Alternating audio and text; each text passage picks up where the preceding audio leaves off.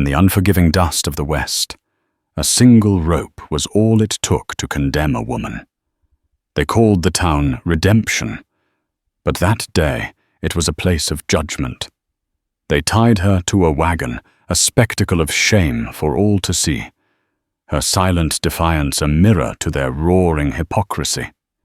The entire town gathered hungry for the laughter that would seal her fate. But they didn't count on him. One man armed with nothing but a hammer and a conscience walking against the crowd.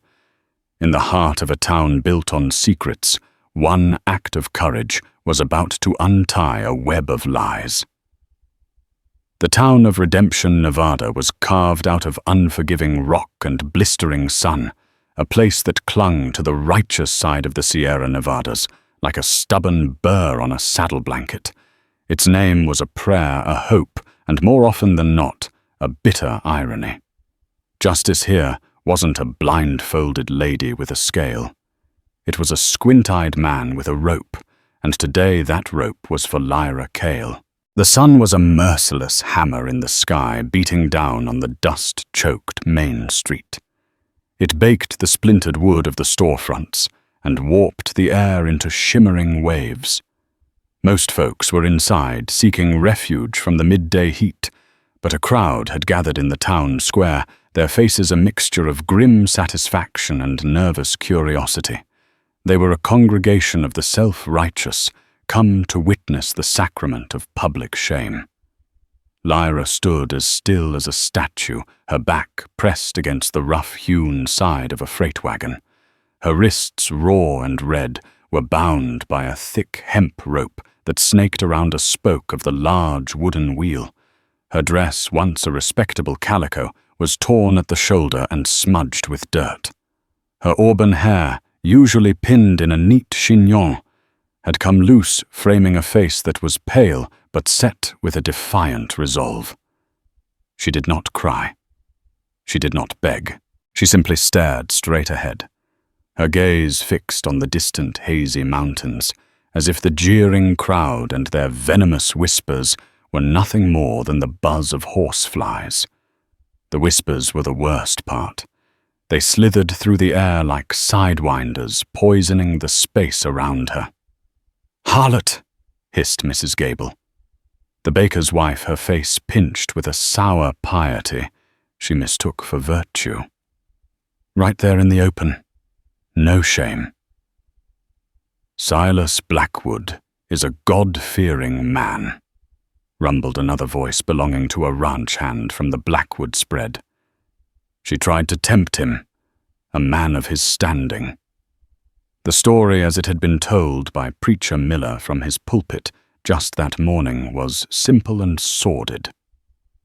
Lyra Cale, a seamstress who had arrived in Redemption 6 months prior, with little more than a sewing machine and a quiet demeanor, had been caught in a compromising position with Mr. Silas Blackwood, the town's wealthiest rancher and benefactor. Blackwood, a widower of impeccable reputation, claimed she had thrown herself at him, desperate for money or status.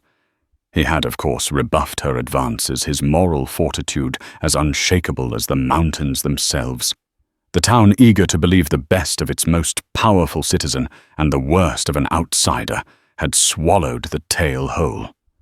The women saw Lyra as a threat to their own domestic security, a serpent in their dusty Eden. The men saw her as a fallen woman, a cautionary tale, and a secret, thrilling spectacle. The punishment was swift and cool communal. 3 hours tied to the wagon in the square, a living sermon on the wages of sin.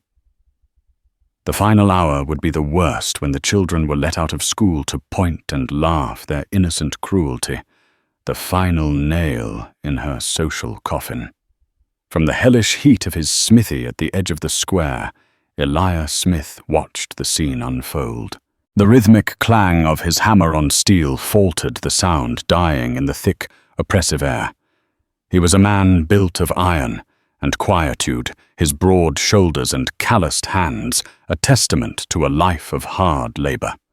His face, usually placid and unreadable, was a thundercloud of conflicting emotions. He knew Silas Blackwood. He'd shoed his prized stallions and repaired his ornate iron gates. He knew the man's public face, the charming smile, and the generous donations to the church. But he also knew the cold, calculating glint in the rancher's eyes, the way he looked at things and people as possessions to be acquired or discarded. Elijah also knew Lyra Kyle, though not well. She had come to his smithy a few times, once to have a broken treadle on her sewing machine, repaired another time to commission a small, simple iron cross for her mother's grave back east. He remembered her quiet dignity, the way she spoke in a low, steady voice, her hands never idle, always busy with some small piece of mending. She didn't possess the simpering, flirtatious manner of some of the town's single women. There was a strength in her, a self-containment that he, a man who lived by his own code, recognized and respected. He watched as Sheriff Brody, a man whose spine was made of jelly and whose loyalty was bought and paid for by Blackwood, checked the knots on Lyra's wrists with a theatrical flourish.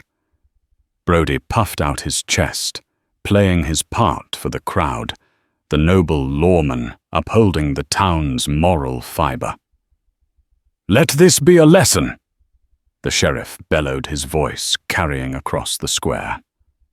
"Redemption will not tolerate wickedness in its midst." A smattering of amens and hallelujahs answered him. Elijah's jaw clenched. He wiped a bead of sweat from his brow with the back of his leather-gloved hand, leaving a black smudge on his temple. He saw the way Lyra flinched, not at the sheriff's words, but at the sound of a pebble skittering near her feet, thrown by one of the Gable boys. He saw the tremor in her hands, the only sign of the terror she must be feeling. He was not a man given to impulse. He was a planner, a craftsman. He measured twice and cut once. His life was governed by the laws of physics, of heat and force and metal. But there were other laws, unwritten ones, that resided in a man's heart. The law of decency. The law of fairness. The law that said you don't stand by and watch a pack of wolves tear apart a lone sheep, especially when you suspected the shepherd had led them to her. The laughter had not yet begun. The school bell had not yet tolled, but it was coming. He could feel it building a wave of cruel mirth, ready to crash down and drown her.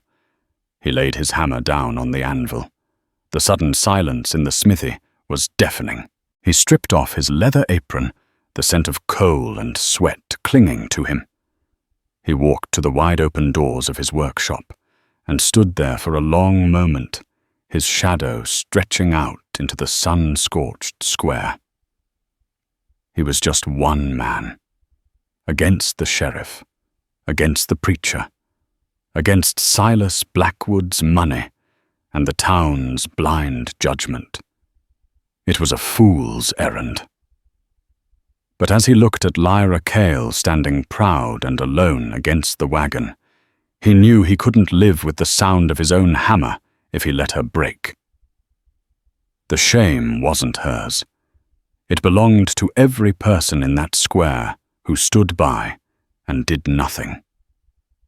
With a steady, deliberate stride, Elijah Smith stepped out of the shadows and began to walk towards the center of the town, towards the woman and the wagon.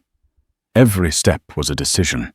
Every footfall on the dusty ground was a challenge, and the entire town of Redemption turned to watch him. The murmur of the crowd faltered as Elijah Smith moved across the square. It was as if a rock had been dropped into a stagnant pond, the ripples of his advance silencing the whispers and turning the smug faces to expressions of disbelief. The blacksmith was a fixture of redemption, as solid and predictable as the anvil in his smithy. He kept to himself, did his work, and rarely offered an opinion on town matters. For him to interfere was unheard of. Sheriff Brody, who had been preening by the wagon, turned at the sudden shift in the atmosphere. His eyes widened when he saw Elijah approaching, his face set like granite. "Smith!" Brody called out, his voice a mix of bluster and uncertainty. "This ain't your concern. Go back to your forge." Elijah didn't slow his pace. He walked right up to the wagon, his tall frame casting a long shadow that fell over Lyra. For the first time, her impassive mask wavered. Her eyes met his, and in their depths he saw a flicker of astonishment, quickly followed by a wave of raw, desperate hope that she seemed to try and suppress as if it were too dangerous a feeling to entertain. He ignored the sheriff and spoke directly to her, his voice low and calm, a stark contrast to the charged air around them. "Miss Vance?" He didn't need to say more. The acknowledgement, the simple act of addressing her with respect, when the rest of the town had stripped her of it, was enough. "What in the blazes do you think you're doing?" Brody sputtered, stepping forward to block Elijah's path. The sheriff was a smaller man, running to fat, and he had to crane his neck to look up at the blacksmith. "What does it look like I'm doing, Sheriff?" Elijah replied, his gaze not leaving Lyra. He reached into his pocket and pulled out a small, sharp blade, the kind he used for cutting leather straps. The sunlight glinted off the steel. The crowd gasped. Mrs. Gable clutched her pearls, her mouth a perfect O of outrage. Preacher Miller, who had been observing from the shade of the general store's porch, took a step forward, his benevolent facade cracking to reveal a scowl of disapproval. "Now you hold on, Elijah," the preacher said, his voice dripping with condescending authority. "The woman has been judged by the good people of this town. It is a matter of public morality." "Is it?" Elijah's voice was flat, but it cut through the preacher's sanctimony. He finally turned his head, his cool grey eyes sweeping over the crowd, lingering for a moment on the preacher, then the sheriff, before finally settling on the porch of the saloon, where Silas Blackwood stood, watching a thin smile playing on his lips. Blackwood held a cigar in one hand, the picture of detached amusement, as if watching a play he had written and directed. That smile decided it. "I see no good people here," Elijah said, his voice rising just enough to carry to every corner of the square.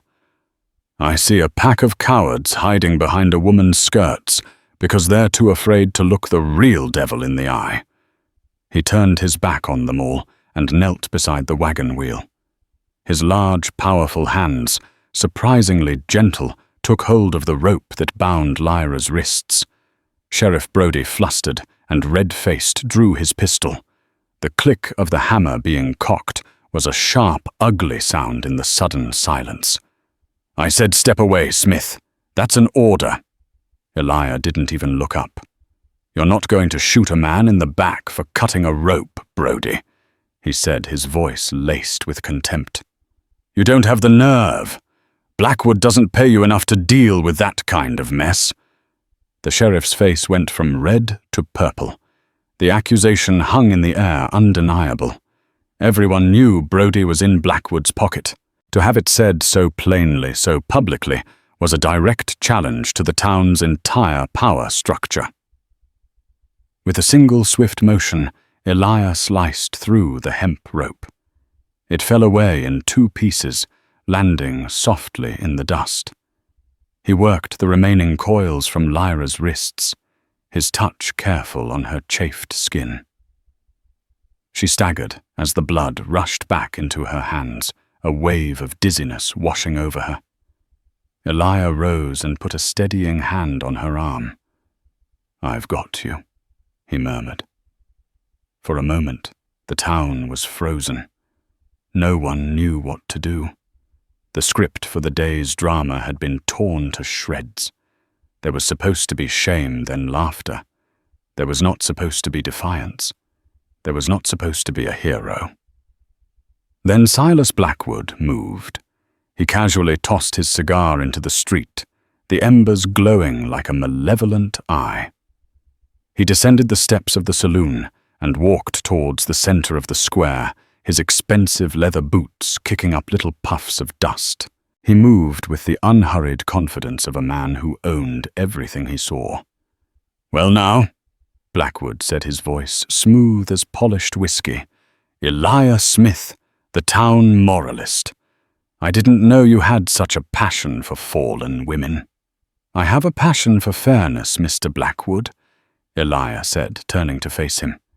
He gently pushed Lyra behind him, creating a human shield between her and the rancher.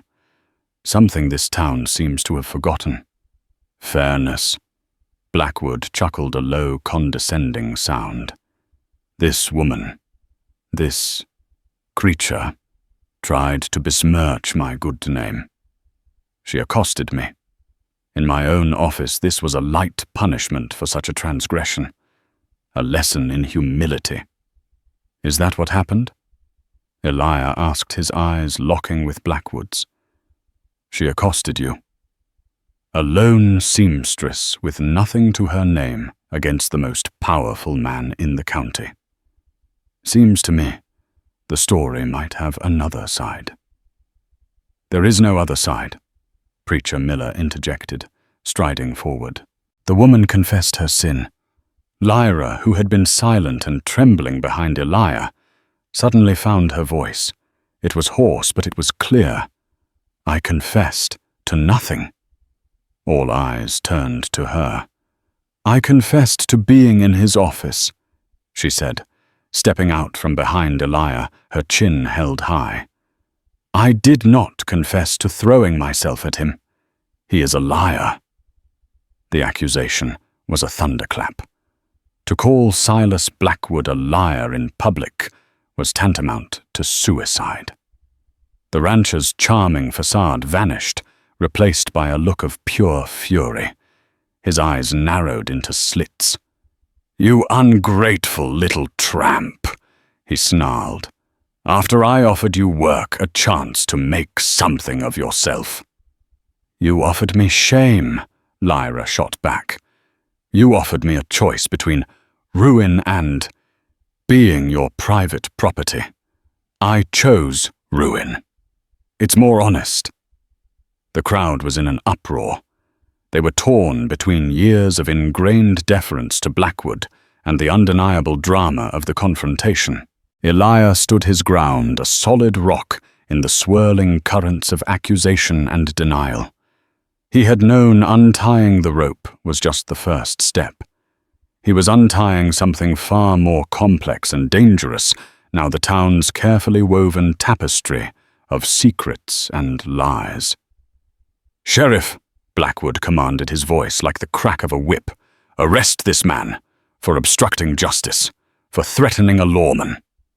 Brody wiped a sweaty palm on his trousers, his eyes darting between Blackwood and Elijah's formidable frame. He had a gun, yes, but Elijah had a lifetime of swinging a 10-pound hammer. The odds didn't feel good. "And her," Blackwood added, pointing a trembling finger at Lyra. "Arrest her for slander, for public indecency." Elijah took a half-step forward. "You'll have to come through me, Sheriff." The standoff was absolute. The blacksmith and the seamstress against the rancher, the preacher and the law. The sun beat down. The dust settled. The town of Redemption held its breath, waiting to see if its name meant anything at all. The laughter that had been promised was dead in their throats, replaced by the suffocating silence of a truth about to be born. The square remained a tinderbox ready to ignite. Sheriff Brody licked his dry lips, his pistol feeling unnervingly heavy in his hand. But before he could make a decision, he would surely regret a new sound cut through the tension, the clear, sharp ring of the schoolhouse bell. It was 3 o'clock, the hour of laughter. Dozens of children released from their lessons spilled out into the schoolyard, their shouts and whoops a jarring counterpoint to the silent tableau in the square. They started to run towards the main street, eager to see the spectacle they had been promised. The sight of the approaching children broke the spell. Even for a man like Silas Blackwood, there were lines. A public confrontation was one thing. A potential bloodbath in front of the town's youth was another. It would be messy, and Blackwood hated messes he couldn't control. He shot Elijah a look of pure venom, a promise of future retribution. "This is not over, Smith," he hissed, his voice low and menacing. He then turned to the crowd. "The show is over. Go on home." He waved a dismissive hand as if shooing away stray dogs. With one last glare at Lyra, he turned on his heel and strode back towards the saloon. His authority, though challenged, still potent enough to disperse the onlookers. The crowd, relieved to have an excuse to escape, began to melt away. They scurried back to their homes and shops, their gossip now fueled with a far more explosive subject than a simple tale of a fallen woman. Preacher Miller gave Elijah a look of profound disappointment, as if he were a lost lamb, and retreated towards the church. Sheriff Brody, looking utterly defeated, holstered his pistol with a sigh of relief. He gave Elijah a wide berth and stalked back to his office, content to let the dust settle on its own. Soon only 3 people remained in the vast empty square, Elijah, Lyra, and the freight wagon that stood as a monument to the day's aborted shame. The children, seeing no woman tied to the wheel, lost interest and chased each other down a side street. The silence that fell was heavy with unspoken words. Lyra swayed on her feet, the adrenaline that had sustained her finally ebbing away, leaving behind a bone-deep exhaustion. "Come on," Elijah said softly. "You can't stay here." He gently took her arm and began to lead her away from the wagon, away from the center of town. He didn't lead her towards the small room she rented above the mercantile, which would no longer be a safe place for her. Instead, he led her towards his smithy. The smithy was a cavern of shadows and heat, smelling of iron coal dust and honest sweat. It was a fiercely masculine space, yet it felt like the only sanctuary in redemption.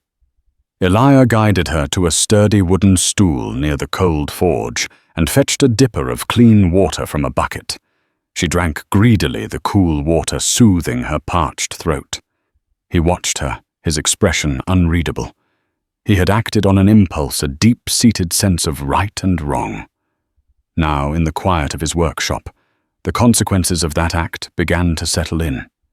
He had made an enemy of the most powerful man for 100 miles. He had defied the town's appointed moral authorities, and he had done it for a woman he barely knew. "Why?" she finally whispered, her voice cracking. She looked at him, her green eyes no longer defiant, but filled with a profound, weary confusion. "Why did you do that, Mr. Smith?"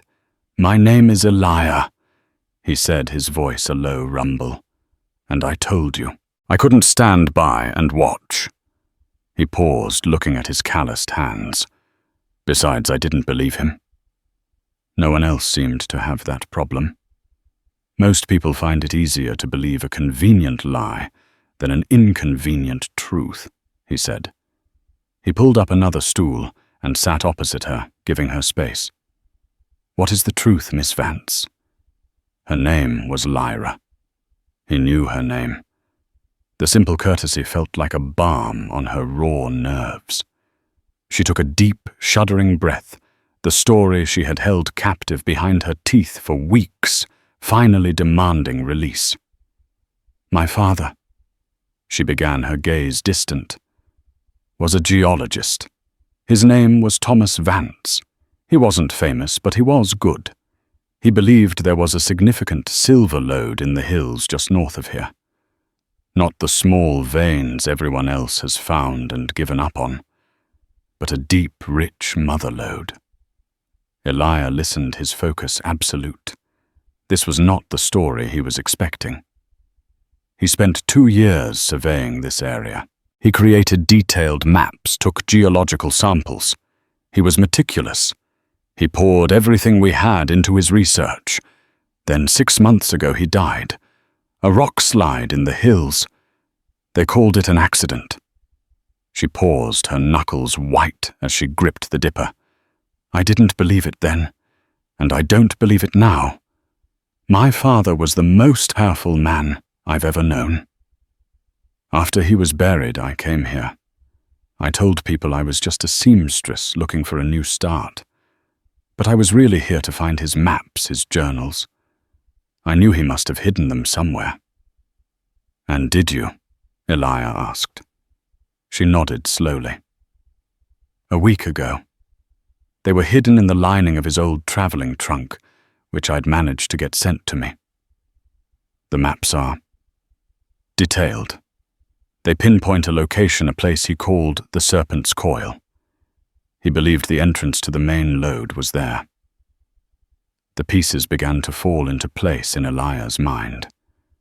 And Silas Blackwood found out. He's been buying up land all around here for years, Lyra explained, her voice gaining strength as she unburdened herself. But the section with the Serpent's Coil belongs to the government. It's open for claim. My father was just weeks away from filing his claim in Carson City when he died. Blackwood knew about my father's work. He'd tried to hire him to buy his research, but my father refused. He said Blackwood was a vulture. So he came after you, Elia concluded. He suspected I knew something. He started by being charming, offering me commissions to make curtains for his ranch house, trying to get close. When that didn't work, he became more direct. He offered me money for any papers my father might have left behind. I played dumb. I told him there was nothing. She looked down at her torn dress. Yesterday he cornered me in my room. He dropped all pretense. He said he knew I had the maps. He said a woman alone couldn't hope to work a claim that I should be sensible. He offered me a deal. The maps in exchange for his protection and a small share.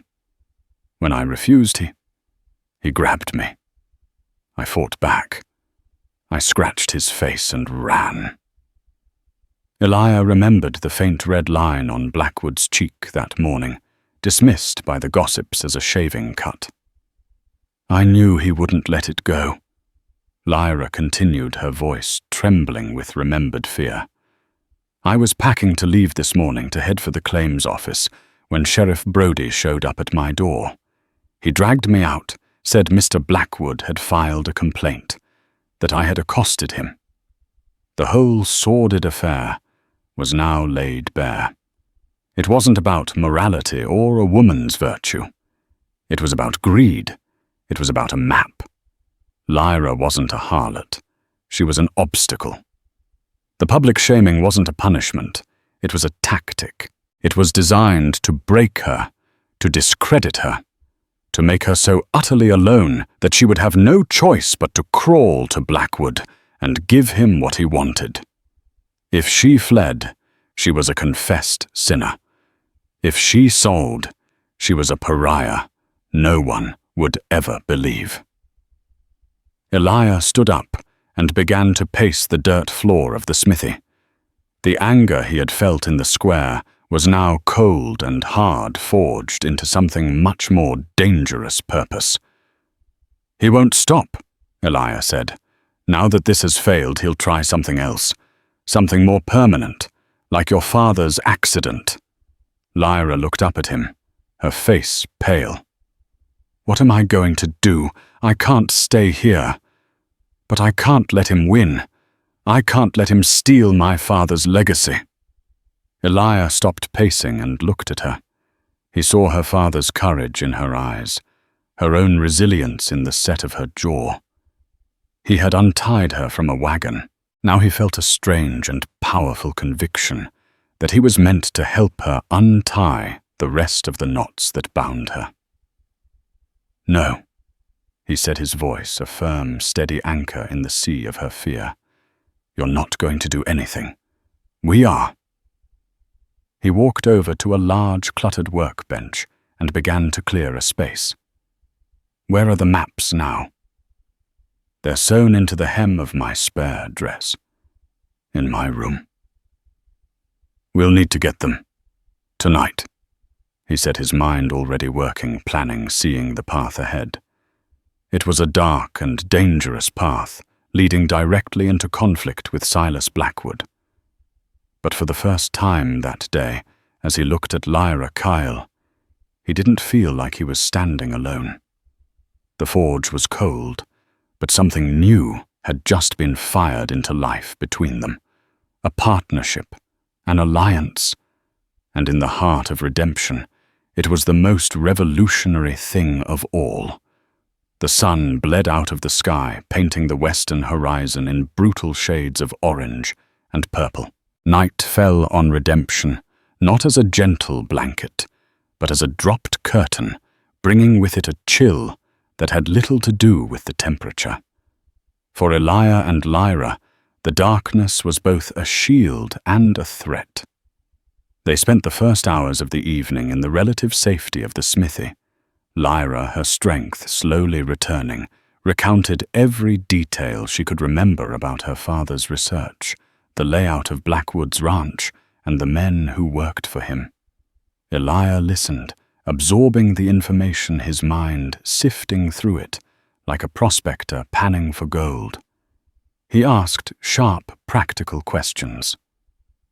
Who was Blackwood's most trusted foreman? Which routes did his men use to patrol the land? Was the sheriff's office always manned at night? He learned that a man named Cole Hardin was Blackwood's right hand, a cruel and efficient enforcer. He learned that Blackwood owned the town's only telegraph office, meaning any message to the outside world was likely to be intercepted. He learned that the entire town was a web, with Blackwood sitting at its center, like a patient spider. We can't go to the law, not here, Elia stated, leaning against his anvil. And we can't make a run for Carson City. Hardin's men would be watching the main road. They'd hunt you down and call it justice. Then what can we do? Lyra asked, her voice laced with frustration. We have the truth. We have the map. But we're trapped. A map is just paper, Elia said. Truth is just a whisper, unless you have proof to make it a shout. Blackwood's story is built on his reputation. We need to tear that foundation out from under him. We need more than your word against his. We need something that proves he's a liar and a thief. Something that even his cronies can't ignore. An idea began to form in his mind, forged in logic and a deep understanding of his adversary. Blackwood is arrogant. He believes he's won. He thinks you're either hiding in fear or have already fled. He won't expect us to fight back. Not yet. His plan was audacious, bordering on reckless. You said your father kept journals. You found the maps in his trunk. Was there anything else? Ledger's notes? Lyra's eyes lit up with a spark of memory. Yes, there was a ledger. Full of entries, figures, dates. I thought it was just geological data. I didn't have time to study it closely. It was with the maps. A man like your father, a meticulous man, he wouldn't just record rock formations, Elia reasoned. He'd record his dealings, especially if he suspected he was being cheated. He looked at Lyra, his gaze intense. Blackwood tried to buy your father's research. Your father refused. Is it possible they had other dealings? Before the final offer. Lyra searched her memory. Father mentioned supplying him with some initial survey data, a preliminary assessment of the eastern ridge. He said Blackwood paid him for it, but that the payment felt wrong, like a bone thrown to a dog to keep it from the dinner table, was how he put it. This ledger, Elia said, his voice quickening with excitement. It could contain a record of that transaction. If we can find it, and if it proves Blackwood knew about the potential value of that land before he tried to swindle your father, it paints a very different picture. It shows intent. It shows fraud. The mission was clear. They had to retrieve Lyra's belongings, specifically the maps and the ledger, from her room above the mercantile. It was a hornet's nest. Blackwood would almost certainly have a man watching the place. As the town clock struck 10, Elia extinguished the last lantern in the smithy. "Stay here. Lock the door behind me. Don't open it for anyone but me." "Where are you going?" Lyra asked, her voice tight with anxiety. "To create a diversion. You can't sneak into a house when a man is watching the front door. But you can when he's busy watching a fire." He slipped out into the alley behind the smithy, a ghost in the darkness. He moved with a quiet confidence that belied his size, his knowledge of the town's backways and shadows absolute. He made his way to the opposite end of town, to a large, disused hay barn that sat on a patch of unclaimed land. It was far enough away from any other buildings to be safe, but the blaze would be spectacular, visible from everywhere in Redemption. With a flint and steel and a handful of dry tinder, he started a small, controlled fire at the base of a pile of old, dry hay. The flames caught quickly, licking their way up the pile with a hungry roar. Within minutes, the entire barn was an inferno, casting a brilliant, terrifying orange glow against the night sky. Elia was gone before the first shout of fire rang out. He circled back to the smithy, his heart pounding not with fear, but with a cold, clear focus. As he approached, he could hear the town bell ringing frantically, the sound of running feet and shouted orders. The diversion was working perfectly. He found Lyra waiting, her face pale in the flickering firelight reflected in the smithy's window. "It's time," he said. They slipped out the back and moved through the alleys, using the chaos as their cover. The mercantile was on the main street, and as they drew near, they saw exactly what Elia had predicted. A lone figure who had been slouched in the doorway opposite Lyra's building was now standing in the middle of the street, his attention fixed on the blazing barn at the far end of town. It was Cole Hardin. "Stay in the shadows," Elia whispered, his hand on Lyra's arm. "I'll deal with Hardin." Before she could object, he stepped out of the alley. "Hardin, some fire, huh?" He called out, his voice casual. Hardin spun around, his hand instinctively going to the pistol at his hip. He relaxed slightly when he saw it was the blacksmith. "Smith, what are you doing out?" "Couldn't sleep with all the racket," Elia said, walking towards him. "Looks like old man Hemlock's barn finally went up. Never should have stored that green hay." He was inventing details, making his presence seem natural. As he got closer, he stumbled, lurching forward as if he'd tripped on a rut in the road. He collided with Hardin, not hard enough to be an attack, but with enough force to knock the smaller man off balance. "Whoa there, watch it," Hardin grunted. "Sorry, my friend," Elia said, clapping him on the shoulder to steady him, and to confirm the location of the spare pistol he knew such men often carried in a shoulder holster. "These streets are a menace at night."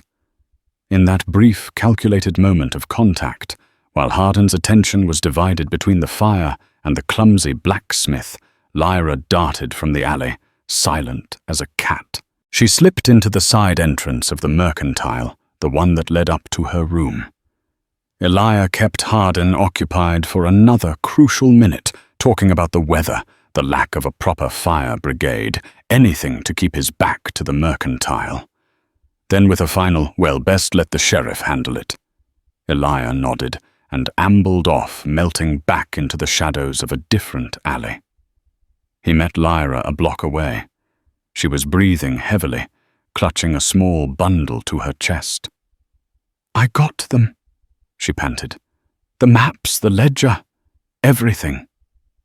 They hurried back to the smithy, the glow of the dying fire lighting their way. Once inside, with the heavy door barred, Lyra spread their prize out on the workbench under the light of a single hooded lantern. There were the maps, beautifully and precisely drawn. And there was the ledger. Elia picked it up. It was a standard account book, but inside was Thomas Vance's neat, meticulous script. He flipped through the pages, his finger tracing the columns of figures and dates, and then he found it. An entry dated 8 months prior. Preliminary survey data, S. Blackwood. Below it, a figure for payment received. But next to it in the margins was a series of calculations almost like a code. It was a geological analysis, a complex equation based on mineral density and seismic readings. And at the bottom of the calculation, a single damning note: projection indicates high-yield silver concentration. B. Unaware of true potential. Resurvey of Serpent's Coil, imperative. Elia looked up at Lyra, the lantern light glinting in his eyes. "We've got him," he said. "This is the proof. Your father knew he was sitting on a mountain of silver, and he recorded that Blackwood had no idea. Blackwood's entire claim that your father was just a failed prospector is a lie. This ledger proves he cheated your father, and when that didn't work, he arranged for his accident. The ledger was their weapon, but a weapon is useless unless you know how and when to strike." "He'll be furious about the fire," Lyra said. "He'll know it was a diversion. He'll tear this town apart looking for me." "Let him," Elia said, a grim smile touching his lips. "He's expecting us to run. He's expecting us to hide. He's not expecting us to walk right into the lion's den." He picked up a clean rag and carefully wiped the grime from his hands. "Tomorrow is Sunday," he said. "The whole town will be at church.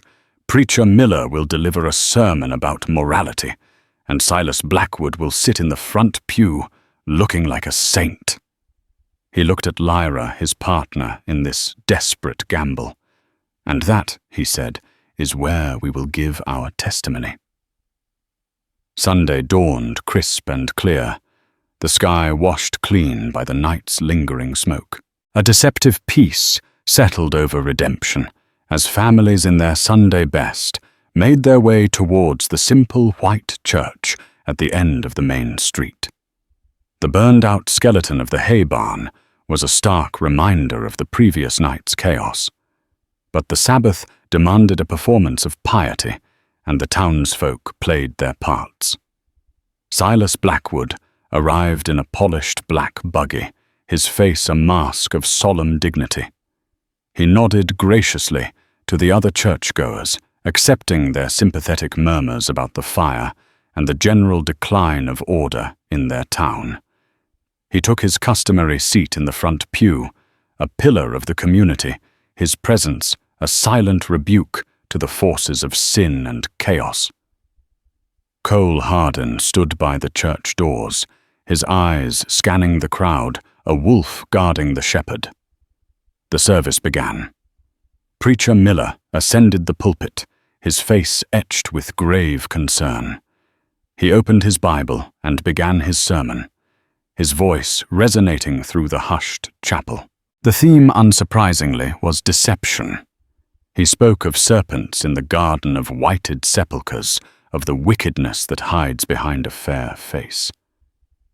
His gaze repeatedly drifted towards the empty space where Lyra Kyle would have sat, a clear, unspoken accusation. Just as the preacher was reaching the crescendo of his rhetoric, the heavy oak doors at the back of the church swung open. A collective gasp went through the congregation. Every head turned.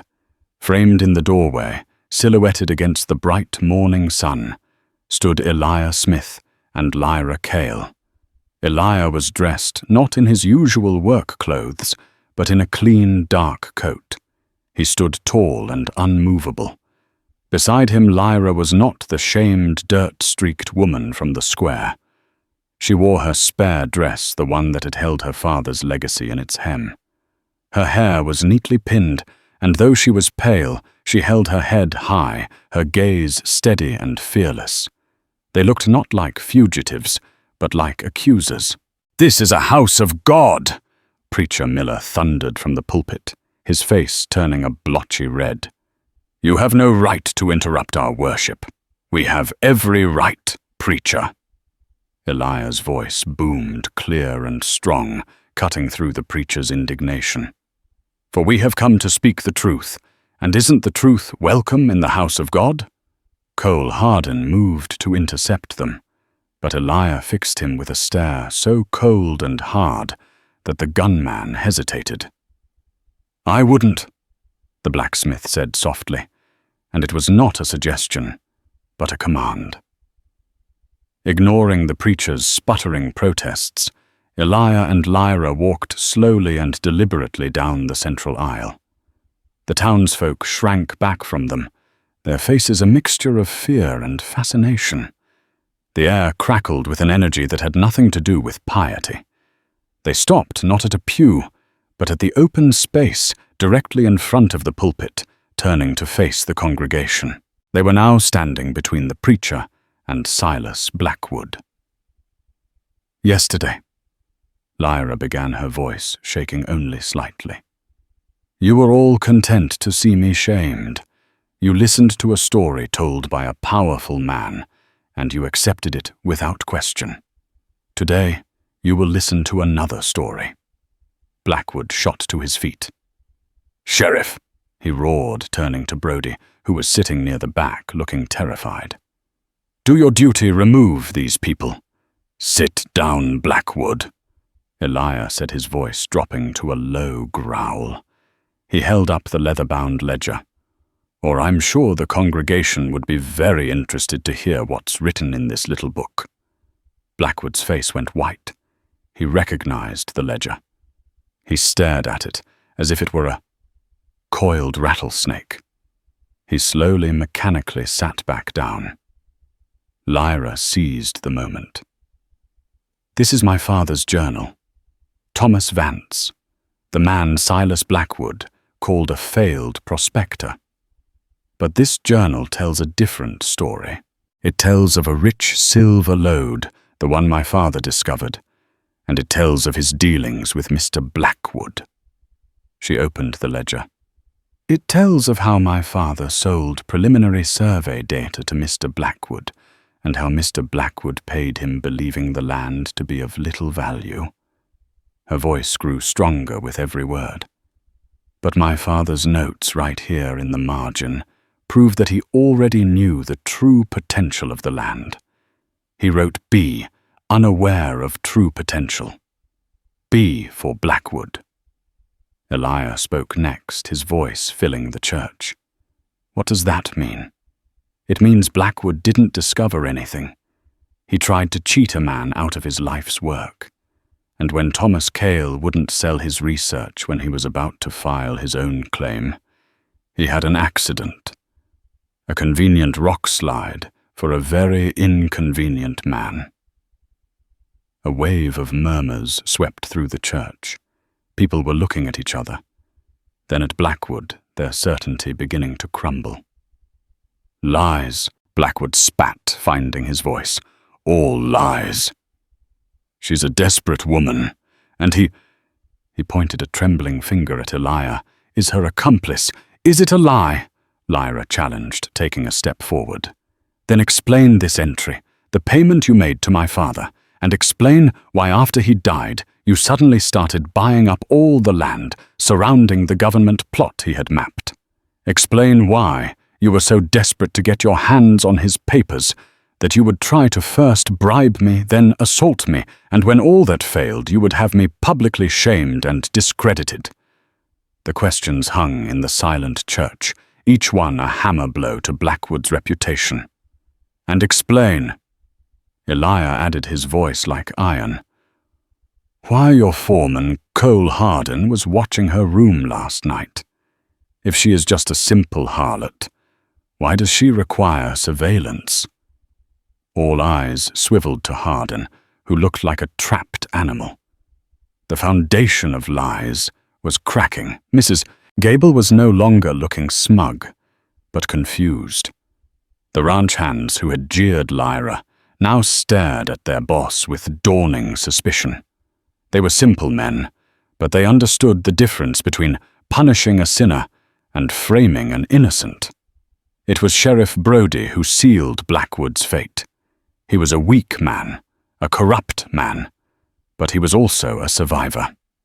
He could see the tide turning with astonishing speed. The town's loyalty was a fickle thing, and right now it was flowing away from Silas Blackwood.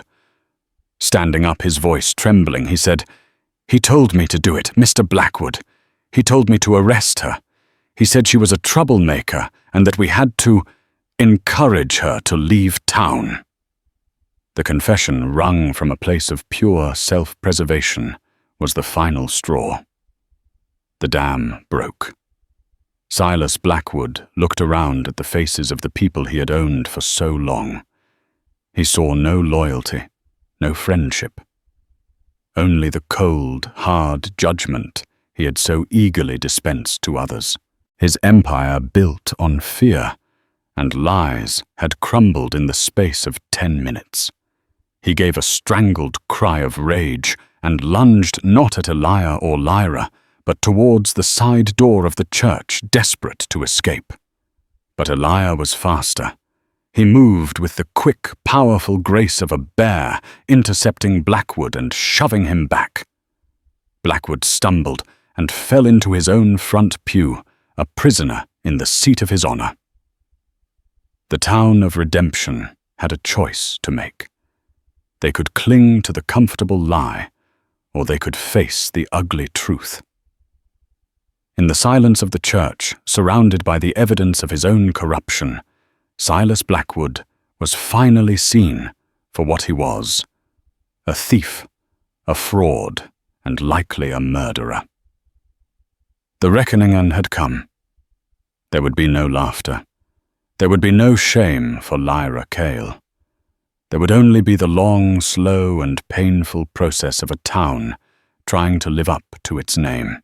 Elijah stood beside Lyra, their alliance forged in fire and defiance, and watched as the law, for the first time in a long time in Redemption, began to side with the just. In the end, it wasn't a gunfight that brought justice to Redemption, but a truth spoken in a quiet church. Elijah and Lyra proved that the courage of two people can be enough to dismantle an empire built on lies.